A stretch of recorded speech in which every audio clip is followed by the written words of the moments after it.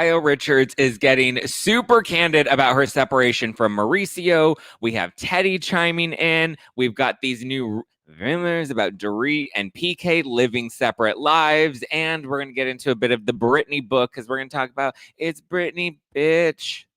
Oh, hi, it's me, Zack Peter, pop culture junkie, reality TV insider, published author, and host of the No Filter with Zack Peter podcast. Here I'll bring you all the latest news on the Real Housewives, deep dives into celebrity legal scandals, and unfiltered combos with your favorite stars. I've got you covered. And yes, I always keep receipts. So be sure to hit that like button and subscribe for all the latest tea. Now, let's dive in. Good morning, everybody. Happy Monday. It's Monday Fun Day. Please send me good juju today because we were having technical difficulties this morning. The dogs have been just a little too active for me. I got my brows done and I don't love them. So I'm just like, just having a day. And it's a big day today. It's a big day. I'll tell you about it later, but it's a big day. But welcome on in. I hope you are having a great. I almost said Monday. It's Wednesday. Okay, no, it's okay. It's Thursday, which means we're also going live tonight, right? Wow, I'm like losing my mind bonkers. But listen, my life can be a little chaotic at the moment because it's not as chaotic as Kyle or Dorit. They seem to be going through it right now. So there are these new rumors about Dorit and PK saying that basically they lived. Sue in the live chat is saying it's Thursday at my house. Well, I'm glad. I'm glad it's Thursday at your house because at my house we don't know what day it is. At my house it's today. That's what day it is. It's today. Today drained me, and it's only 8:30 in the morning. Dorit and PK. So there's these new rumors that they are living separate lives, that they are separated. They've been separated for a while, which is kind of crazy. I think that there is some truth to these rumors, right? Because I just feel like, I mean, you can kind of see in watching the premiere of Real Houses of Beverly Hills, which, yes, thank you. That was my voice kicking off the episode. If you caught the first few seconds of it, I was like, breaking news. Kyle and Mauricio have split. Well, guess what? Breaking news. Dorit and PK seem to have been split as well. They seem to be headed to Splitsville, which is kind of sad, but like, I don't know. I feel like this happens in Housewives land. You go on television, it kind of puts, a little extra pressure on your relationship, and you have to kind of face things that maybe you would normally handle in private, and now and I also think the robbery had a lot to do with it because she went and tried to deal with that trauma, or I feel like she really didn't. Like, she tried to deal with it like on her own and like went to therapy a bit, but I feel like she just pushed herself through it, and I don't know if he was able to kind of anchor her after it. And we see that in the trailer, right? Where he's kind of just like, I don't understand. Like, I think at some point you kind of need to get over it. And she's like, what do you mean get over it? You don't just get over it. So yeah, I believe the rumors are true. I believe that they're struggling. And I believe that, we're going to see more of that this season. We're going to see them really go through it, but it doesn't look like they're going to make it out the other side because of the rumors. But I just don't think he was able to be there in a way that she needed him to be there emotionally after the robbery. And so I think she's now finding her own independence, and she realizes like she doesn't need him anymore, right? She has fame, she has money, she has an established brand of her own.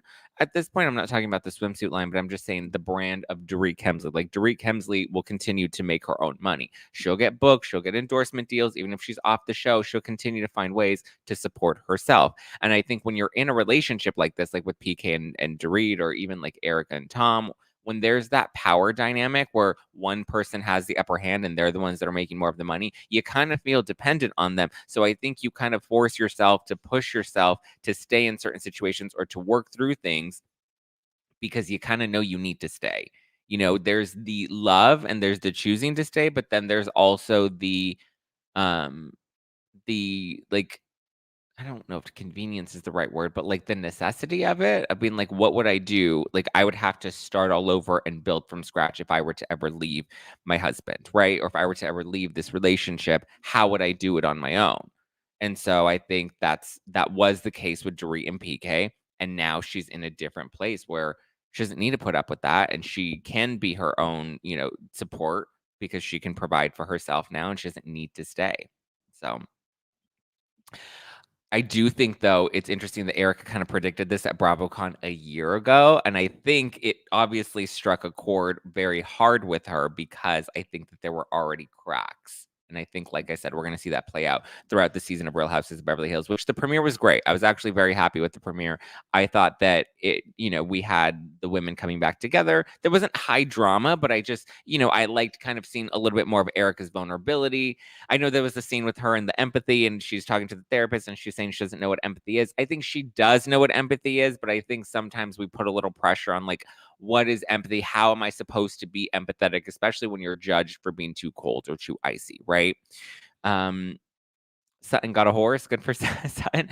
I didn't love that, like, her tagline was about a horse because that makes me think that her whole storyline is going to be about a horse. Garcelle, we got the moment with her sons where they're telling, her, it's so hard, right? Because you see them and they're like, you weren't there for us. You were working. It kind of felt like you chose your career over your family. And that's heartbreaking because I feel like her as a single mother, like, the boys are never going to understand that until they're older, right? Until they're adults and they have to provide for themselves or they have to provide for their family. And so I just feel like, you know, it's a tough position to be in, and you're never going to be perfect, and you're never going to get it land right, because you're gonna have to work sometimes, and sometimes you're gonna need to take a break from work to give your kids a little more attention and love, and it's just a delicate balance, and you're never gonna land it perfectly. So I think Garcelle has mastered it the best that she can, and, unfortunately, your kids are always gonna be pissed at you about something. What else do we get? We got Kyle and Mauricio, and we're seeing the cracks in their relationship. And I think that these cracks may have always been there, or they may have been there for a while, but we're just now starting to see them come to the surface, right? Because now there's a reason for them to film. And it's interesting. She said something on Watch What Happens Live, because her and Teddy were on Watch What Happens Live last night. And she said that, she when Mauricio said that and he said it on camera, she was like, "Ooh, you said that on camera." Like, I think they've always been a little cognizant of, like, what they do and say and what they reveal about their lives and their relationships on camera.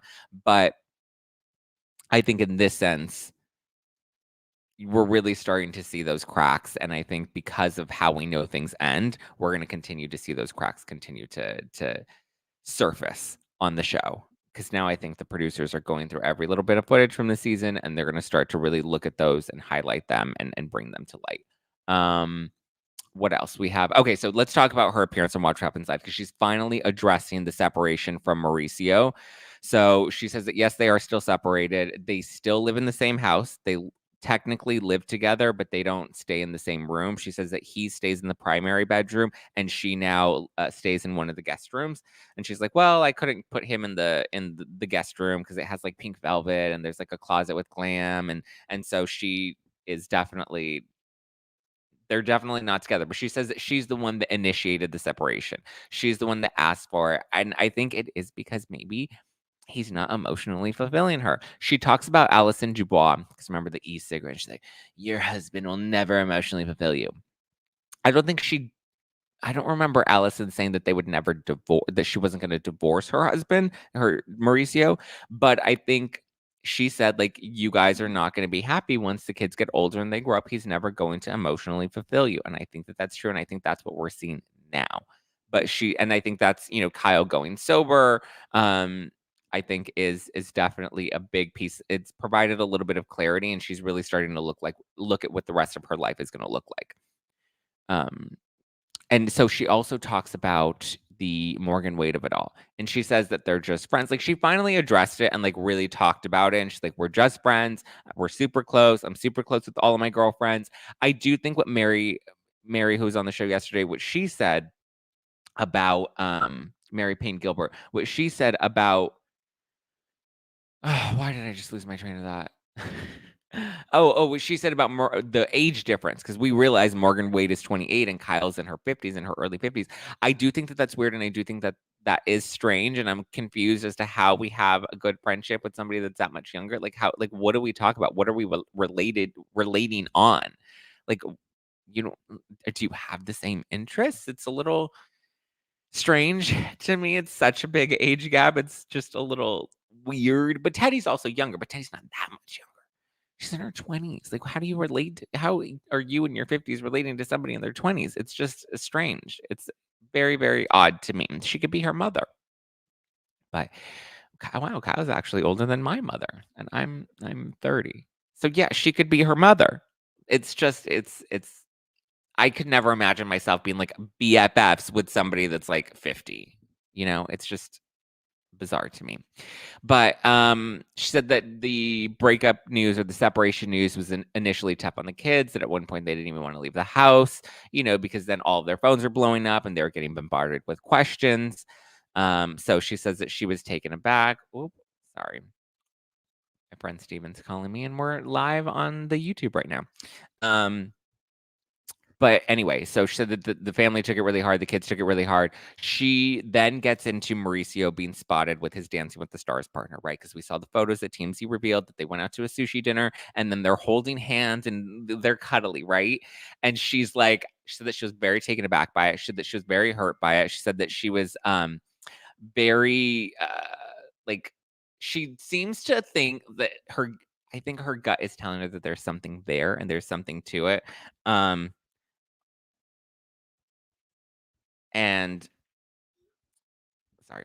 Um, she says she seems to like allude to the fact that she has questions about it, and she seems to think that there's a little bit of a thing going on. She's like, you don't just hold hands like that if there's nothing going on. So she was deeply hurt by Mauricio. I guess that's the question of the day, right? Like, I mean, the question was he wrong to get intimate with his partner, right? There's the physical chemistry, there's the physical intimacy of dancing and spending so much time together.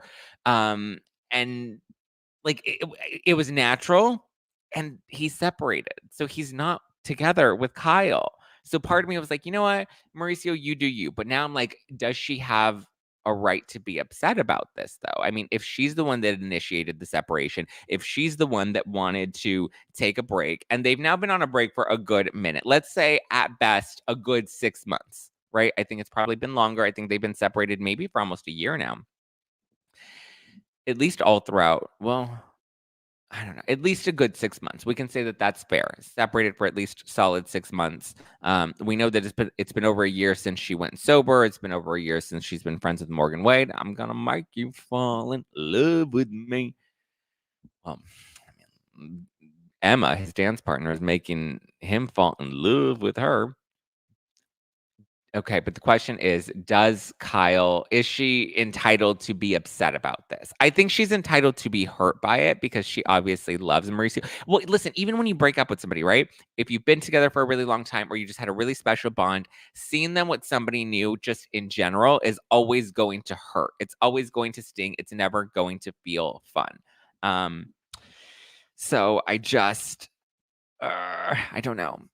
It's a tricky situation, and my heart does kind of break for her, and it does kind of break for Mauricio because I feel like there is a lot of love still there, but when you see your man, when you see your hubby and he's with another woman, I mean, we know that there have been rumors about other women in the past, but like now it's official. We're seeing him with someone else, and he's going to dinner with her, and you know that they've been together. So Kyle seems to think that there has to be something there. And Teddy even adds, she's like, listen, they're in Beverly Hills. There are paparazzi literally everywhere. Like, how do you think that you're going to get away with this? You're not going to get away with this.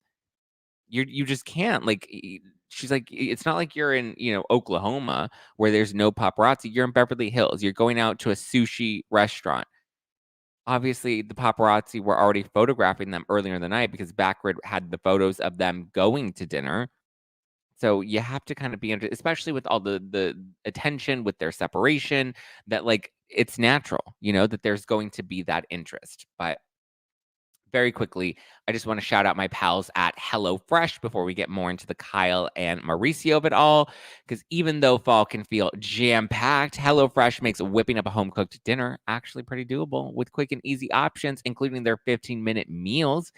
That's less time than it takes to get a delivery. I know because I've waited very long times to get deliveries, and that's why I'm loving some HelloFresh because they have everything pre-portioned. It gets delivered right to your door every week.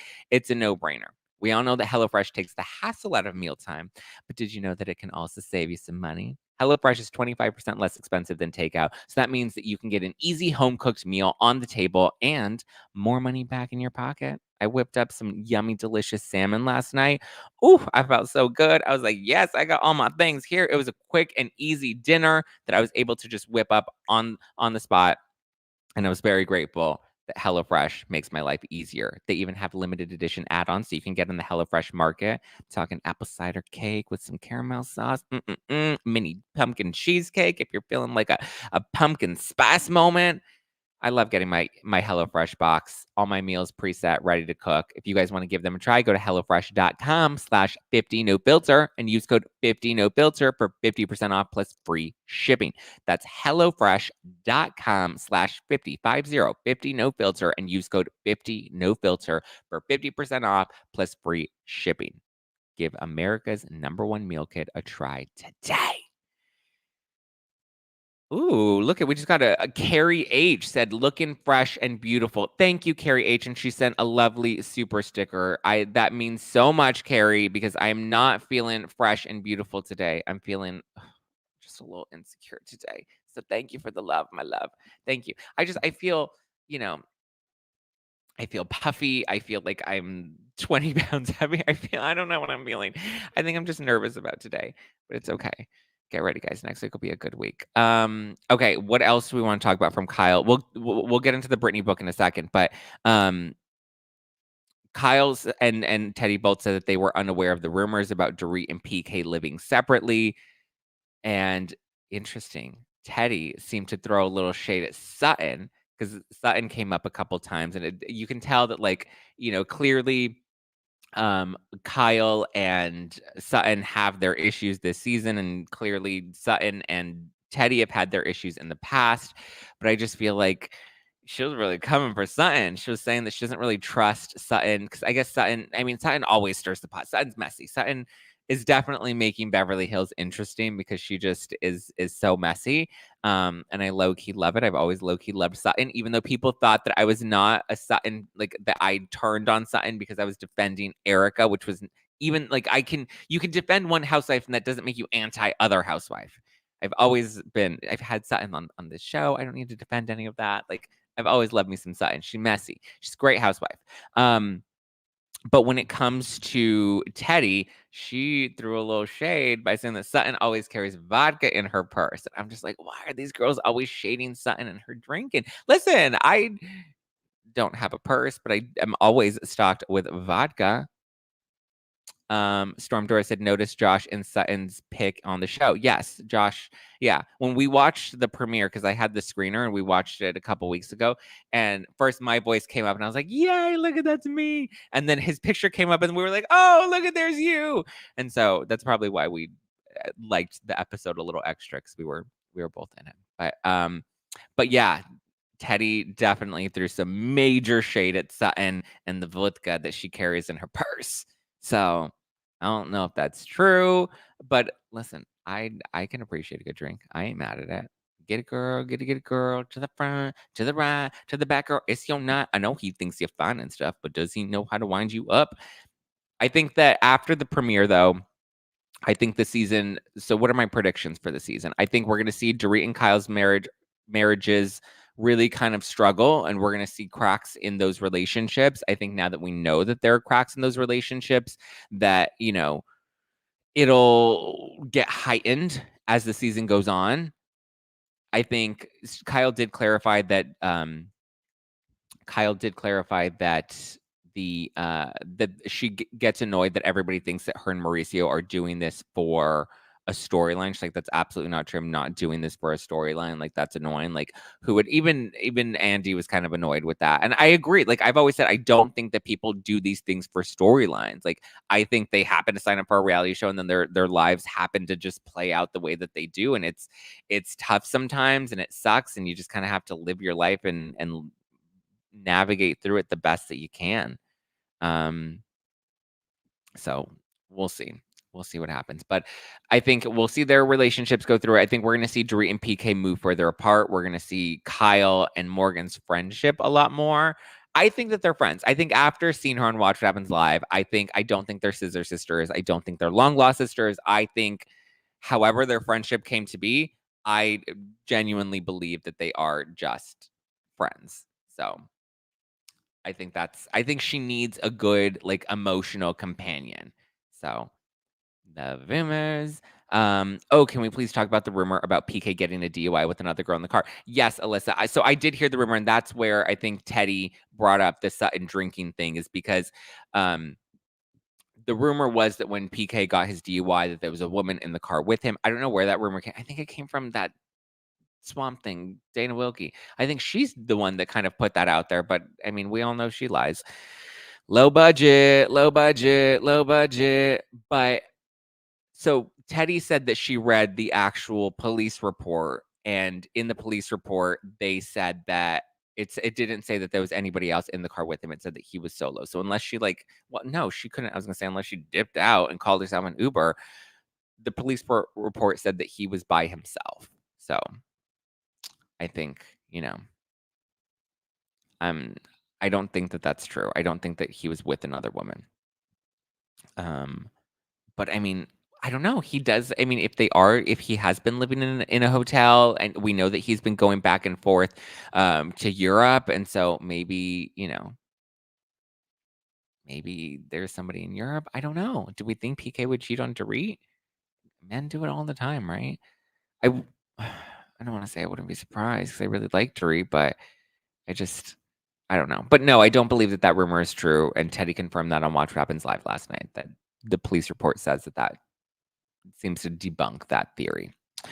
Anything else? What other predictions? I think this will be Erica's redemption season. We're going to see her rebuild herself. I don't think she's going to get into as much of the drama as we've seen her in the past, especially after the last 2 seasons. Like, I think she's going to be a little more tame. Teddy, or not Teddy, Sutton said when he was on, she did the live show for virtual reality with Evan Real, and she told Evan that Erica got a lobotomy and she doesn't seem to talk very much this season, and that's why Sutton had to get messy.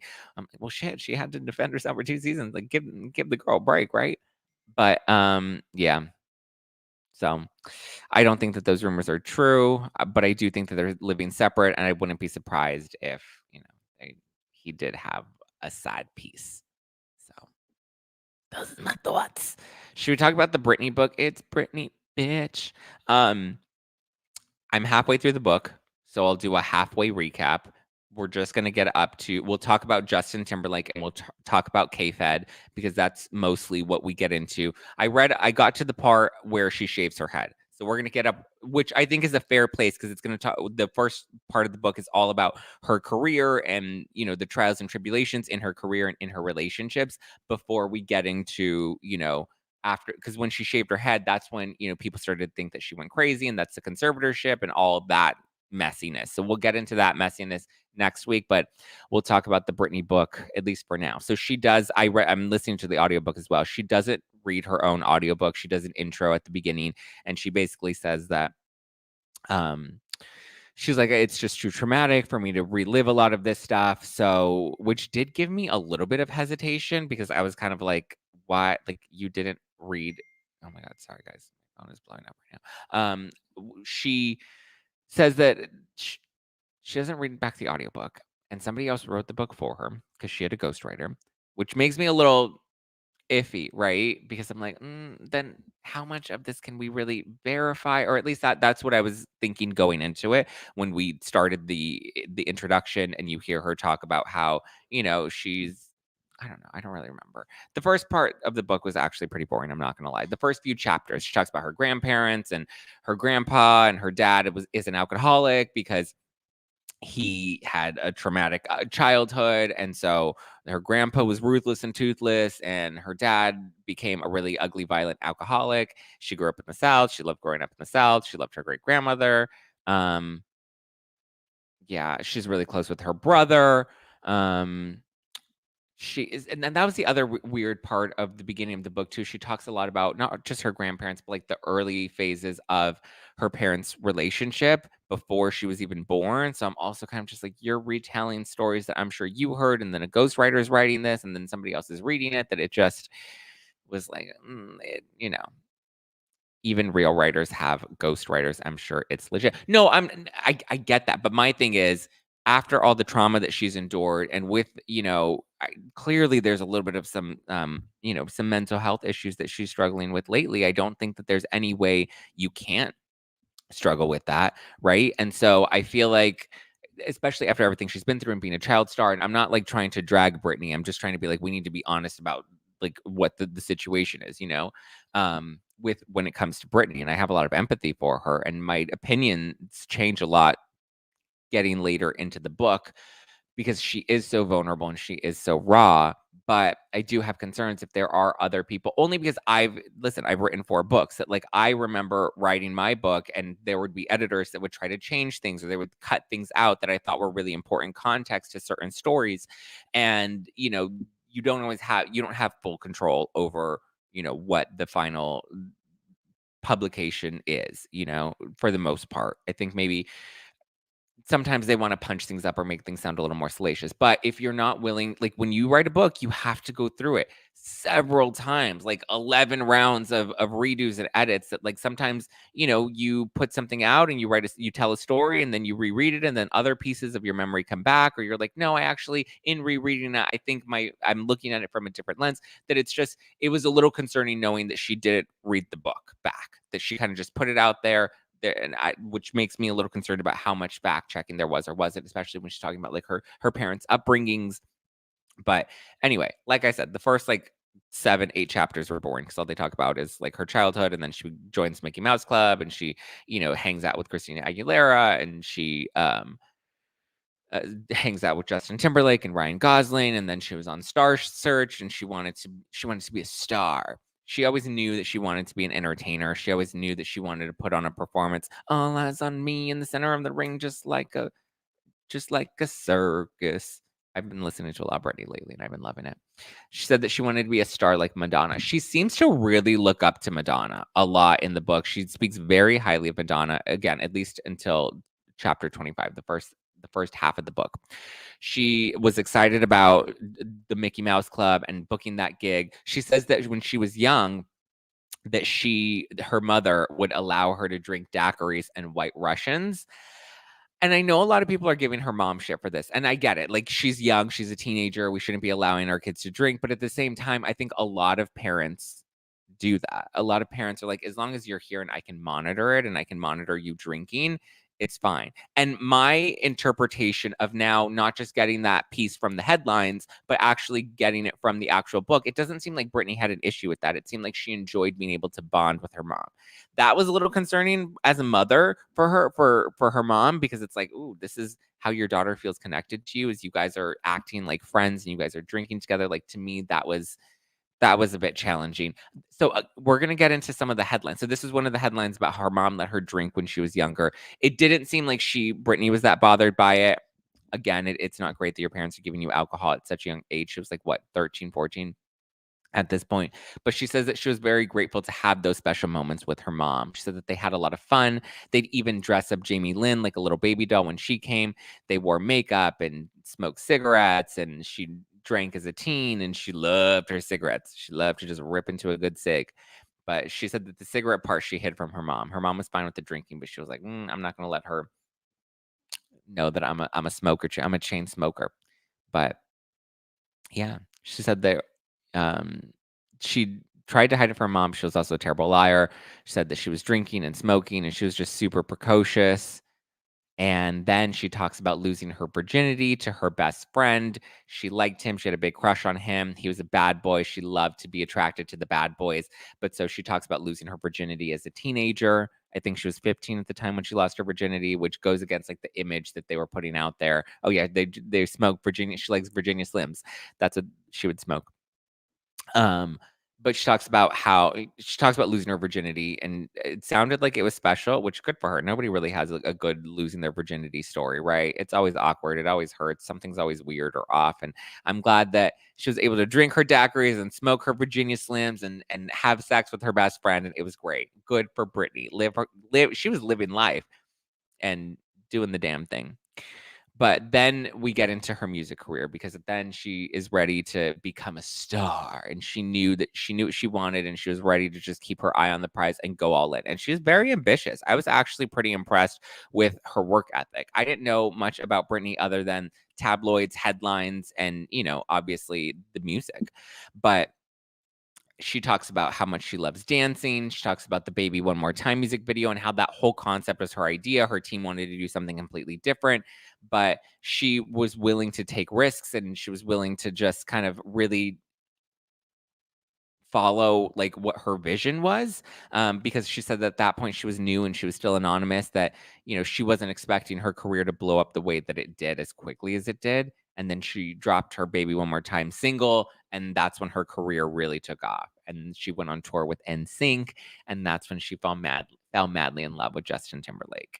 And oh my god, you guys, the way she writes about Justin like makes me want to fall in love with an NSYNC boy, because she just like, you can tell she loved him so much and loves him so much to this day. And I know everyone hates Justin Timberlake, but she really, like, you have to love the love that she has for him, because you can tell that that's still so special. And think about you.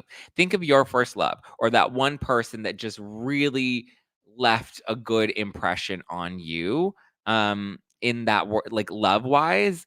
That's always going to be special to you. However it ended, wherever it landed, whether that person's still in your life or not in your life or whatever, like that's always going to be special. And hearing her talk about that makes me happy to know that she got to be in such a deep love that was more than just a teenage infatuation. And she says that in the book, that it wasn't just an infatuation. She was infatuated with him, but she also really fell in love with him. And she said that he loved rap music, and he loved working with Black artists. And there's a point where I think who's it, Michelle Williams, who read the book. There's a point where like she talks about how what was it, fascism, she was like making fun of him and how he would like use that vernacular, and he just, I don't know, he wanted to be Black, clearly. But she talks about meeting Mariah Carey and meeting Madonna, and she loved them. She had so many nice things to say about Mariah. She's like, Mariah was a star. Mariah had a ring light, and Mariah was the first person to ever have a ring light. But she said that, I don't know, these chapters were really fun. Once chapter 10 is where it starts to pick up, right? Or chapter 9, I say, is where it starts to pick up. We get out of all the childhood stuff and, having big dreams and ambitions. But by chapter 11 is when she really talks about blowing up. And, she's like, I was keeping the magazines in business. I was getting all these opportunities. Like then she got Crossroads, and she's like, I love doing Crossroads and I love taking a risk and trying acting. But she also hated acting because she's like, I'm somebody that will really throw myself into it, like method acting. And she said that she really became her character. And that's why she doesn't like to act, because she doesn't like kind of losing herself. And she said even Justin would be like, what do you do? Like, who are you? You're such a different person right now. She's like, I was so in character, and she didn't like it. She lost sight of what's real and who's real. And that's why she said that she's grateful that she didn't end up getting the role of Allie in The Notebook. And ultimately it went to Rachel McAdams. And that's why we saw her audition. And she was great at it, right? She's actually a good actress. But I think, she just saw that it wasn't for her. She talks about how special Justin was and how she was just madly in love with him. She talks about the denim on denim look, and she was like, that was my idea, but I initially meant it as a joke, and then the stylist went with it, and then Justin went with it, and then it was such a moment. She's like, but we didn't care. We were giddy and we were in love. And she says that she knew that he cheated on her, and, but she was just so infatuated and so in love with him that she didn't care. they were going to work it out. They were going to last until the end, right? And then, she talks about how he was photographed with one woman and there were all these rumors that he was sleeping around and he had all these girlfriends and, then she's like, but listen, it's okay. I cheated one time too. She's like, I made out with Wade Robson at a Spanish bar. And so but I'm like, but you made out with Wade Robson. Justin was like actually sleeping with other people. I wonder if Justin looks back on that time in his life and if he feels the same way. If he was equally as in love, if he was equally as into her as she was to him. I don't know if he was. And that's what makes me so he had to have been though. Like, how do you not have that? I don't know. He had to have loved her back. But I think his ambition and the fame are ultimately what blinded him and why he ended up doing what he did to her. Because I think it really was, I think that they really were in love, but he just loved himself or he loved the life that he wanted to build more. He loved the fame. And she does talk about that later when we get into the K-Fed stuff, but she said that they worked through the cheating and they were willing to work it out. She thought that they'd be together forever. She loved him so much. Then she gets into the abortion and she said that Justin thought that they were way too young to have a baby. She didn't want to push him to have a baby if he wasn't truly ready because she was only willing to do this if they were both ready and willing to do it together. I think that there was actually, here's the thing is I thought that the managers and her parents and everybody found out that she was pregnant. That was my theory. I was like, everybody had to have influenced her to have this abortion because of what a scandal it would have been. And that's not true. She says that her pregnancy was secret and the abortion was a secret, that nobody knew about the abortion, that they did it together. They did it at home. She didn't go to the doctor. She didn't want anybody to find out about it.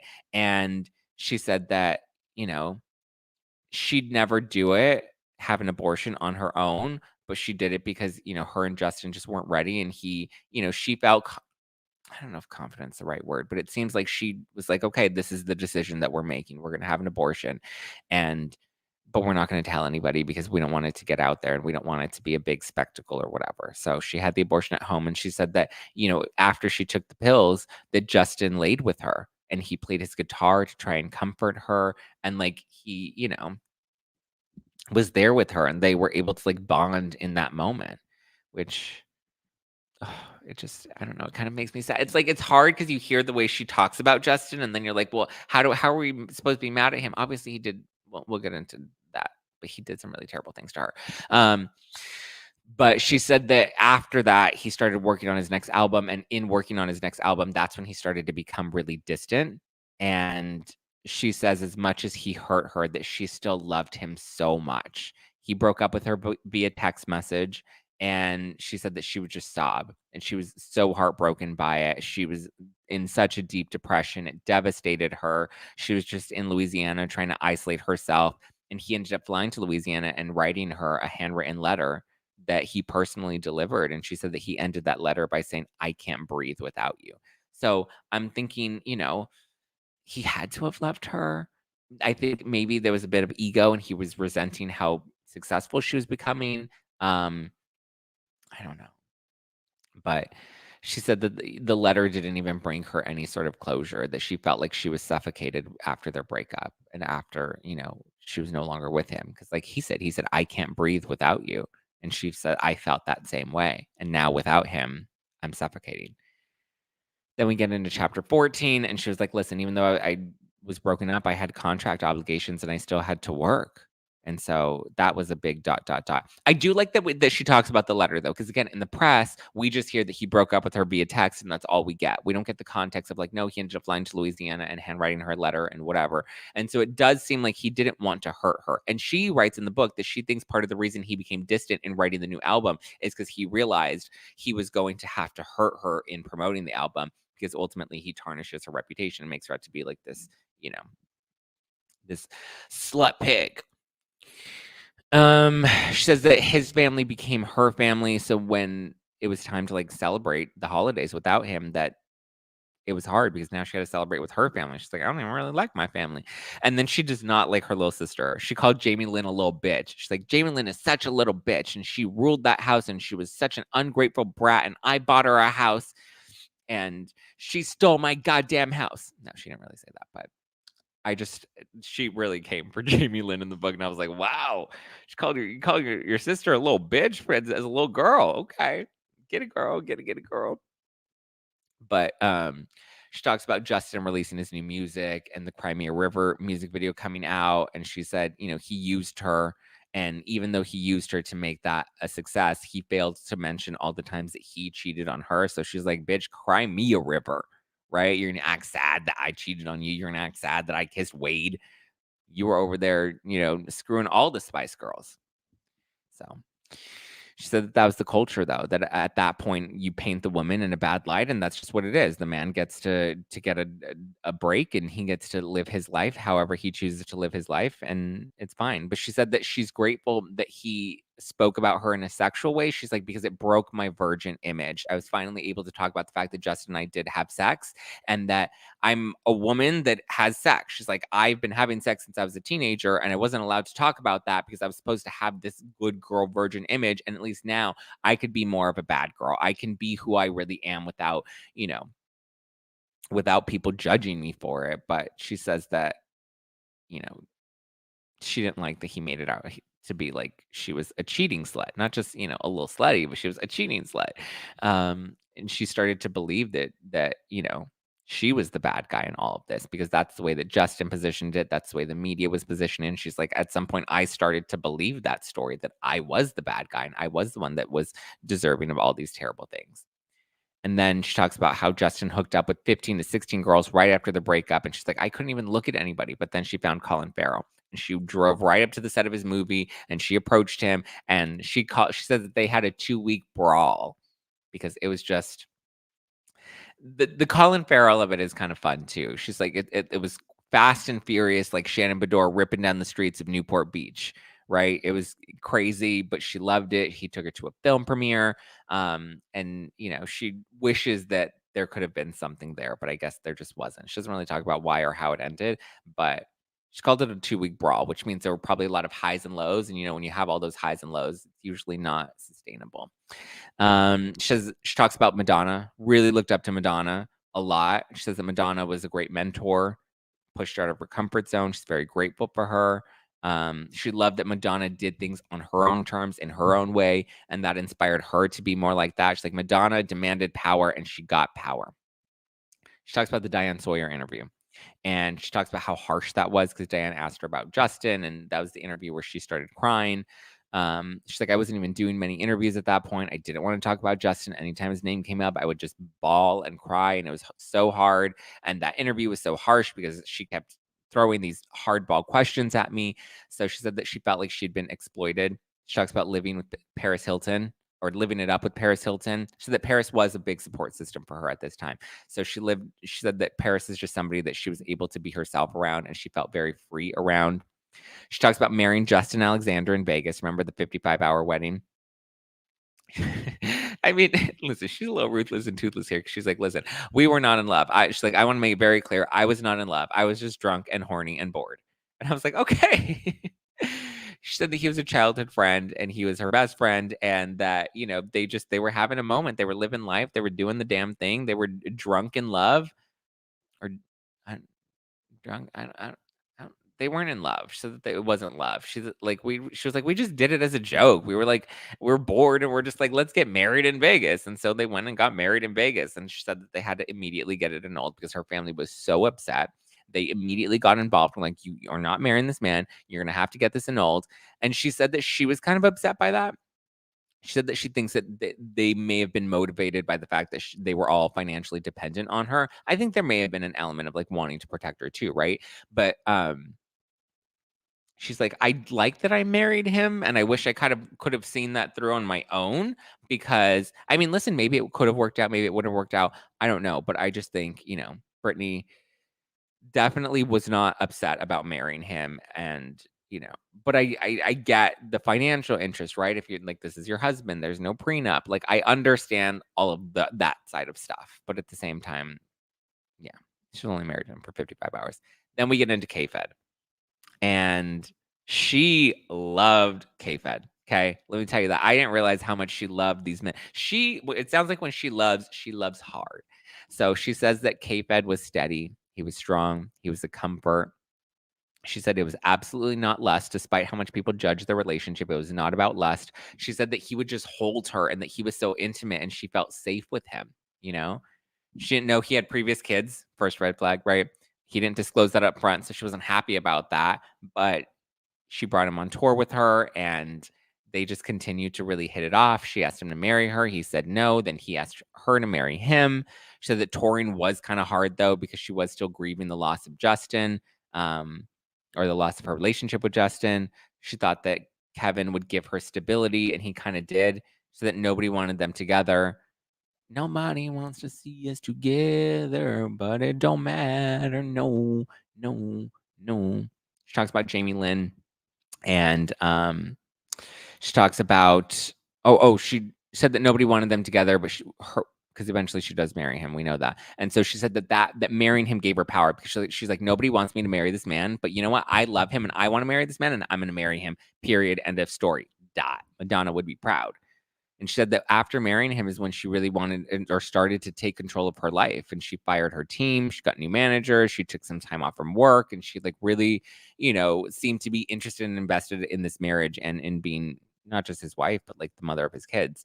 She talks about Jamie Lynn and the Alexa Nichols thing, because we know Alexa Nichols was an actress on Zoe 101. And there was drama between Jamie Lynn and Alexa, or Alexis or Alexa. I think it's Alexa. She doesn't name her in the book, but I know because she's recently spoken out, and she's like, I remember when Britney came in and Britney yelled at me, and they were all lies. Jamie Lynn said that I was being mean to her and I was spreading rumors about her. So Britney came in here and scolded me, and then Britney's like, I apologize for that, because that poor actress. I realized my sister was lying, and she made me go yell at this poor girl for no reason, no damn reason. Then she talks about being pregnant. She loved being pregnant. She loves being a mom, but it was really hard because the paparazzi always wanted to get photos of her, and the media always wanted to paint her as an unfit mother. She didn't think that Kevin would ditch her like he did his exes, but ultimately that's what happened. She said that he got enthralled with the fame, and she hates fame. She says that fame is not real and she's not good at being famous, but obviously her exes are really good at being famous because they knew how to use her to capitalize off of her and make themselves even more famous. She tried to keep her kids safe and she tried to keep her family safe, but the paparazzi were relentless. She said that, having kids like helped, like, I don't know, she said helped, but like she talks about how she had to relive some of her own childhood traumas through her kids. And that was interesting. And that was a journey for her to work through. But she said that it was all really hard for her. The touring, the breakup with Justin, fighting to get married to Kevin, and then fighting for her marriage, and then watching her marriage slowly start to break down. And then the pressures of being a woman in Hollywood, and the pressures of being a new mom, not just the pressure of being a new mom, but the pressure that people were putting on her to be a new perfect mom. And she said that it was a lot for her. It was a lot, and she was approaching her breaking point. She talks about the Blackout album, which is that's the Gimme More album. Great album. Probably one of her best albums. Love the Blackout album. We have Break the Ice. We have Gimme More. Give me more. She talks about the end of her marriage, though. She said K-Fed, like, bless his heart, thought he was like a real rapper and thought that he was actually going to become like really famous. But her attorney kept telling her, like, he's going to file for divorce. He's going to file for divorce. Like, you should do it first. You should be the first one to file for divorce. And, don't let him divorce you. Like, you should be the one to do it. So she did. And then she was crucified in the press. And she's like, everyone was excited about my divorce but me. She said that Justin and K-Fed both knew what they were doing, and they used her to make her careers. She's like, I was not manipulative. She's like, I don't know how to play the fame game. I don't know how to be a celebrity. She's like, I'm not manipulative and ruthless and toothless like that. She's like, I was just naive. I was just in love. I loved these men. And she clearly still loves them, even though they hurt her the way that they did. She clearly has so much love. She talks about Paris Hilton and how Paris was really supportive of her after the breakup. She said that, Paris was kind of like an anchor for her. She's like, but I want to be very clear that we didn't do drugs. That was the thing in the media that people are like, oh my God, Paris and Lindsay and Britney, they're out partying. She's like, we love to drink and we love to get drunk, but we were never doing drugs, or at least Britney wasn't. She doesn't say anything about Paris or Lindsay. But she says that even that night when you saw the three of them partying out, she's like, everyone thought that we were like crazy on drugs. She's like, but we were just drunk. She's like, I was Liddy City. I was living life. And her mom was upset with her, and her mom was shaming her for that. And she said that even though she was going through a divorce, her mom gave her absolutely no grace. And that was tough because she needed her mama. But she said that the only drug she ever really took was Adderall. She liked it, But she said that she didn't do anything else. Not even weed. She didn't like to smoke weed. She's like, I was just a drinker. I was a drinker and I love my Virginia Slims. She's just real chill, right? She's from Louisiana, right? She's just real chill from Louisiana, barefoot and pregnant. She just wanted to live that simple life. She wanted to be a big star, but she also just wanted to live a simple life. Okay, and then the last chapter, and this is where I finished the book, and we'll get into the second half of the book next week, because now we've gotten into the divorce and the demise of her relationships. This is where she talks about after the divorce, when she felt like all of her freedom and security were ripped away, because she's like, Justin and Kevin were able to like do whatever they wanted and live their lives however they chose to. They weren't judged for being bad fathers in the press. They weren't judged for not being a perfect husband or cheating or whatever. She's like, I'm the one that always had to take the brunt of it. And then, Kevin went and took the kids from her, and he was trying to fight her in a custody battle. And she's like, the part that killed me the most is because I don't think she believes that he really wanted the kids, because obviously he's had previous kids and she knew how little involved he was in their lives. And that's not to say he didn't grow up and change, but she says that he kept the kids from her, and she thinks that it was all a publicity stunt because he wanted to make sure that he was still positioned as the good guy and she was positioned as the bad girl. Same thing with Justin Timberlake, right? So he kept the kids. She went to go and try and see them, and he wouldn't let her. It happened. It played out in front of the paparazzi. And I believe that he was doing this for the media attention and trying to save his image. And so she's like, that was the part that like killed me when that happened and the paparazzi were there and it made it look like I couldn't have access to my kids. She's like, as much as I think the narrative was that she wasn't a good mother, it sounds like she really was trying to be such a good mom. And I think she was a good mom. I don't think she was a bad mom at all. At least not at that time. But she said that that was the moment that led her to shave her head. She's like, I was just done. She's like, that was my fuck you to the world.